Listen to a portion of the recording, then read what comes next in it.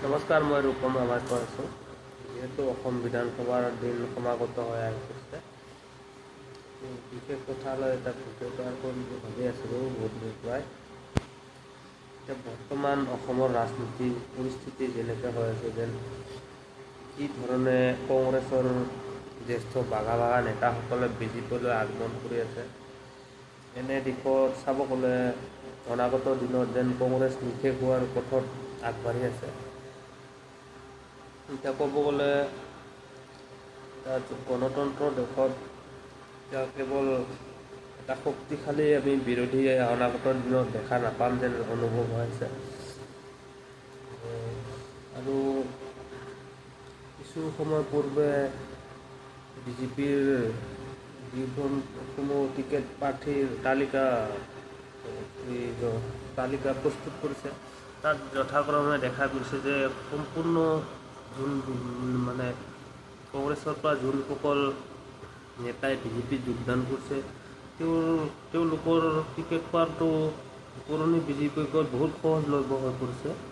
এইটো এটা ভাবিব লগা কথা যে পুৰণি বিজেপিসকল এতিয়া যেন কেৱল মাথো পুনৰ ধূলিৰ নিচিনা জাবৰৰ দৰে পৰি থকাৰ নিচিনা পৰিলক্ষিত হৈছে। তো অনাগত দিনত যেনে বিৰোধী দল নাইকিয়া হৈছে, ঠিক তেনেদৰে বিজেপিৰ যিসকল পূৰ্বৰ যিসকল কৰ্মী আছিল, সকলো তেনেকৈ নাইকিয়া হৈ যাব যেন অনুভৱ হৈছে। আকৌ এইবাৰ নিৰ্বাচনীৰ যিখন তালিকা প্ৰস্তুত হৈছে, তাতে দেখা গৈছে যে বহুখিনি আমাৰ জনজাতীয় লোকৰ টিকেট কৰ্তন কৰি কোনোবা অনাখিলঞ্জীয়া ক'ব পাৰি বা কিবা ক'ব পাৰি, সিহঁতৰ নাম সন্নিৱিষ্ট হোৱা দেখা গৈছে। তেনেকৈ গুৱাহাটী চেণ্ট্ৰেলত এজন গুপ্তা উপাধিৰ লোকে প্ৰতিদ্বন্দ্বিতা কৰিব তালিকাত অন্তৰ্ভুক্ত হৈছে গুপ্তাৰ নাম। ঠিক তেনেস্থলত এতিয়া তেনেকৈ নাগপুৰীয়াৰ বেছি আগ্ৰাসন বা অনা অসমীয়াৰ বেছি আগ্ৰাসন বিজেপি দলত ঢাপলি মেলা দেখা হৈছে।